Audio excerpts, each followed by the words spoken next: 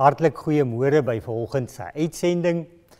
Dit is Pinkster en vanoggend is dit dan ook Pinksterfees en vandaar dat ons ook die kosbare sakrament van die nagmaal vanoggend met mekaar gaan deel en daarom wil ons jou sommer by voorbaat uitnooi om daar waar jy is, sommer nou die tekens ook in voorbereiding te bring sodat ons saam later die nagmaal kan gebruik. Geliefdes, die tema vir vanoggend se woordverkondiging kom uit Johannes hoofstuk 4 en dit is vers 23 en vers 24 en beide die verse is eintlik dan die tema vir ons Pinksterfees vanoggend. Nou terwyl ons die woord van die Here so oopslaan, kom ons herinner mekaar daaraan dat die gras daar buite verdor, die blomme, die lelies van die veld verlep, maar die woord van die Here bly vir ewig. Mag die Gees deur die woord vanoggend ook vir jou wat dalk verwelk en verdord voel in die Gees nuwe lewe bring.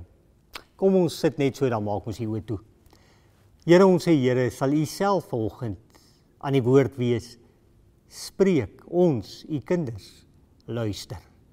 Dit bid ons deur die Heilige Gees in die naam van ons Here Jesus Christus. En mag dit vir ons 'n waarheid en 'n realiteit wees. Amen. Ek groet jou dan in die mooi naam van die driemaal heilige God. Die Vader, die Seun en die Heilige Gees. Se genade en liefde en vrede is by jou. Ons lees dan ons tema vanoggend vers 23 en vers 24 van hoofstuk 4 uit die Evangelie van Johannes. Die agtergrond ken jy goed. Die Here Jesus is in gesprek met die Samaritaanse vrou by die put. Maar vir vanoggend se teks net hierdie 2 verse. Vers 23. Die Here Jesus is in die woord wanneer hy vir die Samaritaanse vrou sê: "Maar daar kom 'n tyd en dit is nou wanneer die ware aanbidders die Vader deur die Gees en in waarheid sal aanbid. Want die Vader wil juis hê dat die mense wat hom aanbid dit so moet doen. God is Gees en die wat hom aanbid moet hom deur die Gees en in waarheid aanbid." Die tema: ware aanbidders bid in die Gees en die waarheid. Nou elkeen van ons het heimlik die diep behoefte om tog 'n ware aanbidder te wees, nie waar nie? Liewe vriende, wanneer ons dus oor hierdie teks nadink vanoggend, is dit belangrik dat ons in hierdie Pinkstertyd vir mekaar sal sê, jou godsbeeld, jou godsbegrip bepaal ook die verstaan en die interpretasie in 'n groot mate van wat hierdie woorde dan eintlik beteken. En daarom kom ons herinner mekaar net vir 'n oomblik aan wie God regtig is. Hoe doen ons dit? Ons doen dit vanuit sy woord. En daarom kom ons herinner mekaar daaraan dat God is per slot van rekening, soos ons dit hier lees, Gees. Dit wil sê een wese. En daarom moet ons ook vir mekaar sê, God het nie 'n bietjie liefde in hom nie. God is liefde. God het nie 'n klein bietjie heiligheid in hom nie. God is heilig. God het nie goedheid in hom nie. God is goed. En dit is belangrik dat ons sal verstaan dat God 100% heilig is. 100% goed is. 100% liefde is. Daarom herinner ons mekaar daaraan dat ons as mense is eintlik so ver verwyderd van die Here af. Kom ons beskryf dit net vir 'n oombliekie op 'n ander manier. Wanneer iemand baie skerpsinnig is en hulle is op die einde van die dag geseën met 'n goeie humorsin, en hulle het 'n skerp brein, dan is dit baie maklik om hulle te beskryf en ons sou sê hulle is spitsvondig. As iemand goed is en hy sag, dan sê ons hulle is liefdevol. Maar as dit by God kom, dan is dit baie anders. Want God is nie 'n eienskap en 'n eienskap en 'n eienskap en dan saam maak dit 'n totaliteit nie. Nee. God is heilig, God is liefde, God is ewig, God is alomteenwoordig, God is liefde, God is alwetend. God is net soveel anders. En dis belangrik dat ons vir 'n oombliekie net verstaan dat ons daarom vir mekaar sê, as ons sê God is Gees, soos wat die Here Jesus dit hier vir ons verduidelik, dat ons mekaar baie duidelik dit weer sal sê, God is in totaliteit anders as wat ons dink. Bedoelende, ons is so gewoond om as mense met mense te werk, dat ons dikwels menslike eienskappe aan God toedig, terwyl God in sy godheid net soveel anders is as ons. Kom ons probeer dit nog 'n entjie verder vat, as ons mekaar sê, sou jy geseënd wees met 'n boetie of 'n sussie, en daar kom 'n dag wat jou broer of jou suster nou nie lekker voel nie, hulle is bietjie af, en jy is in gesprek met hulle, en hulle is kort af, of hulle is bot met jou, dan sê 'n mens tog, maar vandag was hulle so klein bietjie lelik met my. Die Here is nie so nie. Die Here kan nie vandag met jou bietjie kort af wees nie. Die Here werk nie met komponente van sy goddelike karakter nie. Nie soos mense nie. Want jou boetie is nie 'n kort af mens nie. Dis 'n komponent van hom wat vandag na vore getree het. Jou sussie is nie 'n lelike mens nie, maar vandag was hy lelik met jou op 'n bepaalde manier, en dis maar 'n bepaalde komponent, 'n deeltjie van haar. God is nie so nie. God kan nie so wees nie. Kom ons vat dit vir 'n oombliekie nog bietjie verder. Julle het sekerlik al gesien dat daar sekere mense rondloop met 'n vinger af, of dalk 2 vingers af. Mense wat houtwerk doen, hè, hulle verloor dikwels vingers, metaalwerk en dis meer.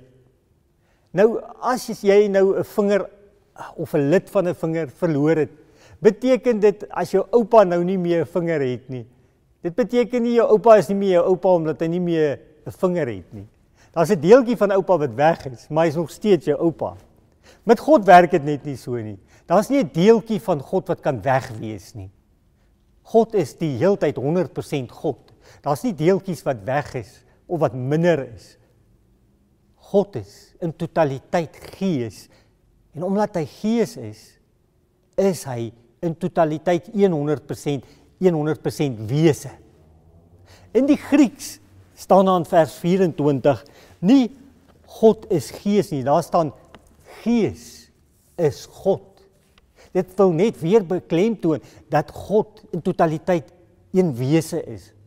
En hy bestaan nie uit komponente en deeltjies nie. Kom ons probeer dit nog verder verduidelik. Ons sou vir mekaar kon sê, die naam van die Here, soos wat die Here dit kies, sy verbondsnaam wat hy gee aan 'n Moses. Ek is wat ek is. Kan nooit op ons as mense van toepassing wees nie, want ek sou sê, as ek vanoggend opstaan, ek is vandag 'n bietjie grumpy. Ek is vandag 'n bietjie gelukkig. God is nie so nie. God kan nie vandag so wees en môre anders wees nie. Nee, God is môre net so lief vir jou soos hy vandag vir jou is. God is oormôre vir jou net so lief soos hy vandag vir jou is. God is oor 'n jaar net so lief soos hy vandag vir jou is. God is oor 1000 jaar steeds net so lief vir jou soos hy vandag vir jou is. Maar die ander kant is ook waar, en dit moet ons onthou. God is môre net so kwaad en bereid om oordeel te spreek oor die sonde in jou lewe, soos hy vandag kwaad is oor die sonde in jou lewe. Soos hy oor 10 jaar sal kwaad wees oor die sonde in jou lewe. Anders gesê, God is 100% liefde, ons lees dit tog, God is liefde. Maar terselfdertyd, wanneer 'n mens se teks sou lees, soos daar in Hebreërs 12 vers 29, dan staan daar, maar God is 'n verterende vuur. Dit wil nie sê God is op een dag so 'n bietjie 50% liefde en 50% 'n verterende vuur wat oordeel spreek oor die sonde nie. Nee. God is 100% liefde, 100% verterende vuur. En ons begryp dit nie altyd nie. Maar om dit te verduidelik, die kruis. Die kruis is dalk die beste verduideliking om God te verstaan as wese in gees. As 'n mens by die kruis kom, dan sien 'n mens, God het die wêreld so lief gehad dat hy sy seun gegee het. Dis liefde. 100% liefde. Die Here Jesus is daar 100% liefde, hy gee homself. Maar God is ook terselfdertyd 100% oordeel. Daai stadium veroordeel en oordeel God die sonde van die wêreld wat op sy seun geplaas word 100%. Dis wie God is. Soveel anders as ons. Daarom sê ons vanoggend vir mekaar, maar God is in sy wese anders as ek en jy. En ons moet dit verstaan om hierdie teks te verduidelik. Anders gesê, ons God is nie tydsgebonde nie. Ons dink byvoorbeeld maar aan 'n teks, argumentsonthaalwe, soos 2 Petrus 3 vers 8 nie waar nie. Wat lees ons in 2 Petrus 3 vers 8? 1000 jaar is soos vir God soos 'n oogknip en andersom. God is ook nie grootte gebonde nie. God dink nie soos ons dink nie. Ons lees dit, Jesaja 55, dan vers 9 en verder, lees ons maar God is soveel anders. Sy denke is nie ons denke nie. Om dit te beskryf, kan jy jou indink? God is skepper. En in die gees skep hy die heelal. En ons dink aan 'n planeet soos Jupiter. Jupiter is 778 miljoen kilometer van die aarde af. God skape dit. Die aarde kan 1300 keer binne in Jupiter inpas. God skape die aarde. Nou kom ons gaan van daai grootte Jupiter al kleiner tot by die aarde. Kom ons gaan in die aarde in en ons raak al kleiner. Bome, reusebome, kleiner bome, struike, God skape dit. Diere, olifant, kameelperd, buffel, leeu, God skape dit. Nou kom ons by die mens. Die fokus in die sentrum van God se hart. En dan, God skape die mens. Van die grootste tot by die mens. Maar kom ons gaan van die mens af bietjie kleiner. En dan sien ons kleiner diere, ons sien kleiner plante en selfs insekte. God skape ook die kleinste insek met die fynste detail, swart en geel, asof God met die verfkwas sy agterlyfie ingekleer het. Die kleinste perdeby, daar's letterlik 14,000 spesies perdebye op aarde. En God het hulle almal gemaak.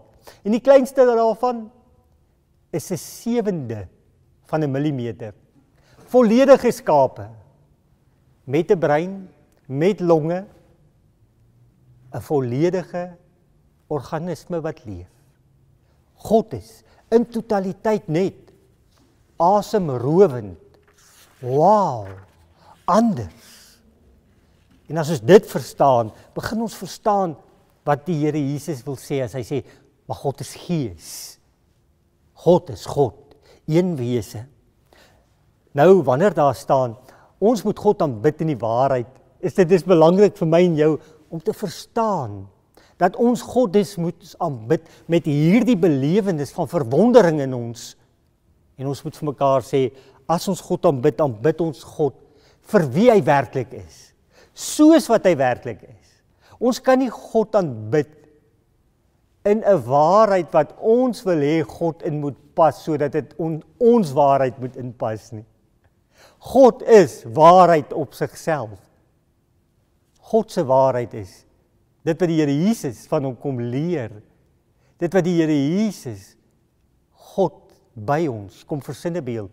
Dit wat sy woord vir ons leer. Met ander woorde, om in die waarheid te aanbid impliseer dat ek en jy God sal aanbid as 'n God wat waarlik God is. Werklik God is.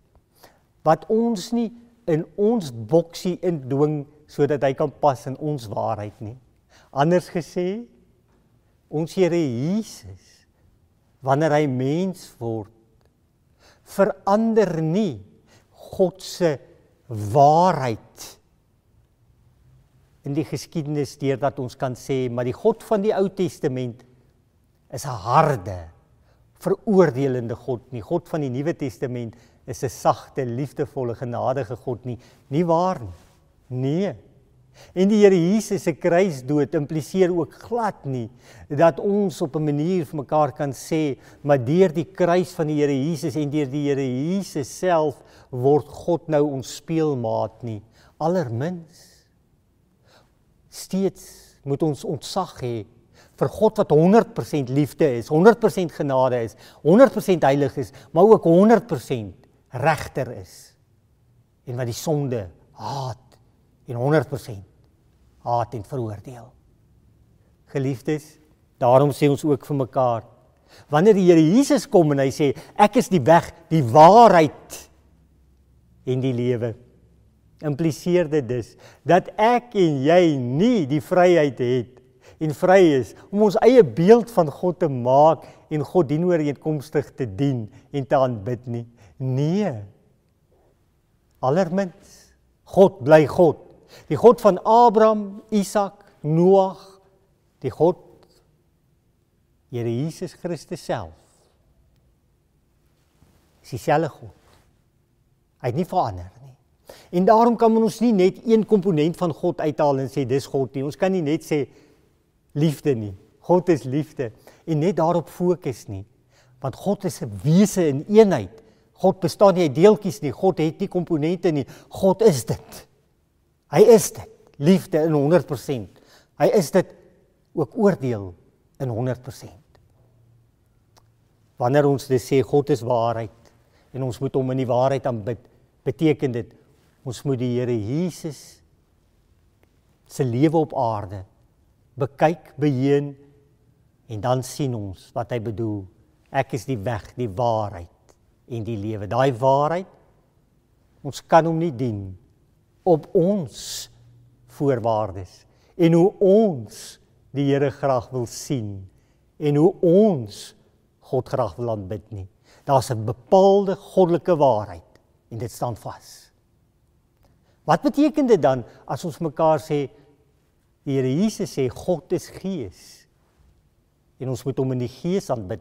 Ware aanbidders aanbid God in die gees. Dan impliseer dit die volgende.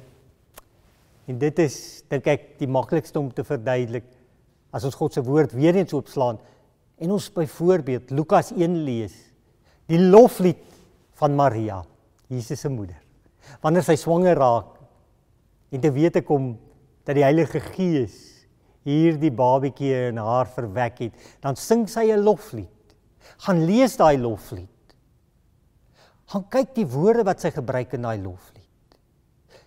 Dit is so opreg, dit is so eerlik, dit kom so uit die diepte van haar wese, uit die sentrum van haar bestaan, uit die kern van haar siel. Dis gees geïnspireerd. Dis om in die gees te bid. Geliefdes, om in die gees te bid, vra dus dat ek so sal fokus in my gebed, dat ek nie anders kan as om die Here te dien, te loof, te aanbid, te prys in die wese van my bestaan. Elke dag, ook in my doen en late.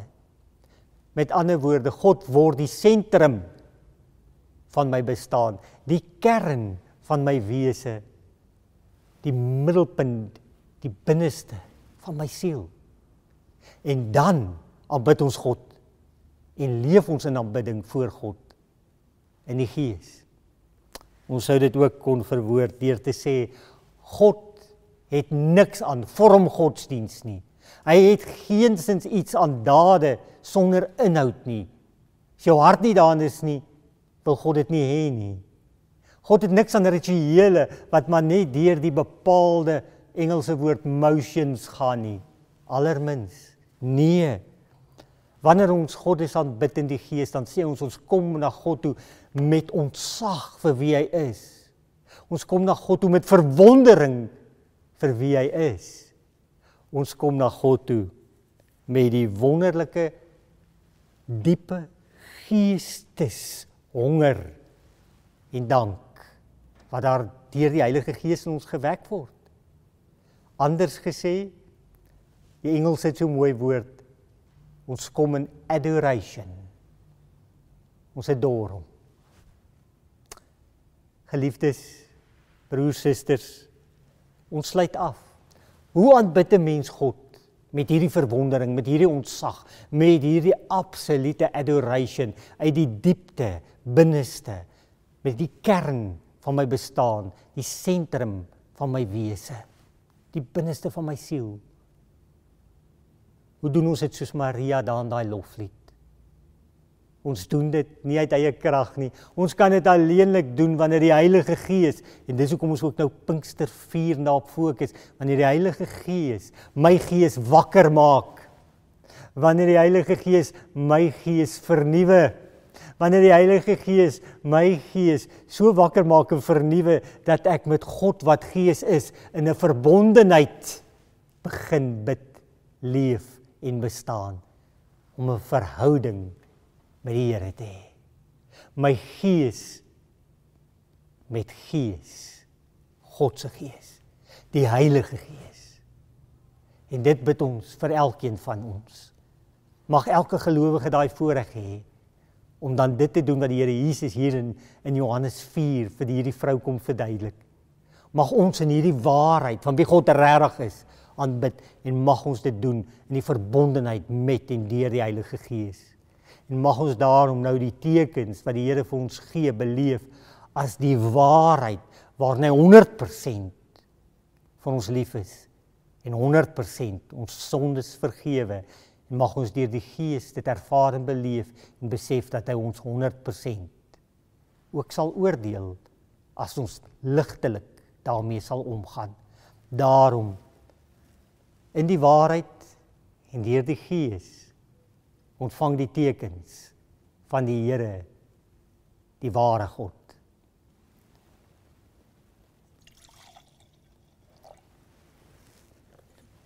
Die brood wat ons breek, is die gemeenskap met die liggaam van ons Here Jesus. Eet en dink daaraan, dat jou sondes volkome vergewe is, en dat jy nou in versoening met die Here mag lewe.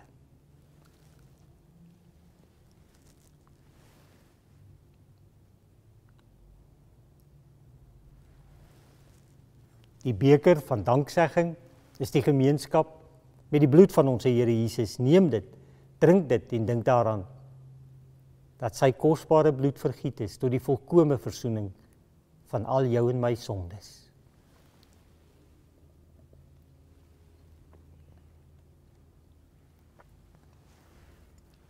Here, ons Here, ons aanbid U in die waarheid en in die Gees. Amen.